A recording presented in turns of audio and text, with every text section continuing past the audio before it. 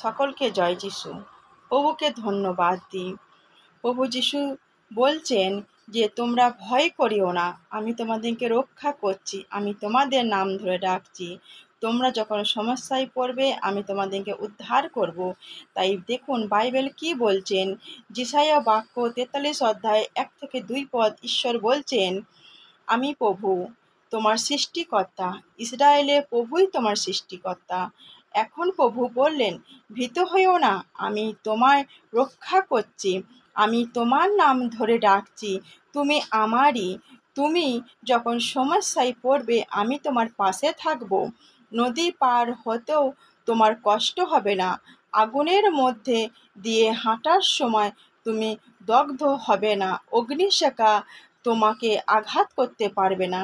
দেখুন ঈশ্বর বলছেন যে আমি তোমার নাম ধরে ডাকছি, তুমি আমারই।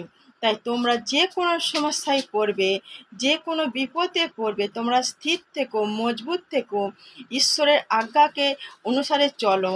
তাই ঈশ্বর বলছেন যে যদি মতির বাক্যতে ঈশ্বর বলছেন যে তোমরা যদি সর্ষের দানার মতন এতটুকু বিশ্বাস করো, দেখবে তোমাদের সামনে যত বড় পাহাড় থাকুক সেই পাহাড় তোমাদের সামনে থেকে সরে যাবে যখন ঈশ্বরের নামে তোমরা প্রার্থনা করবে।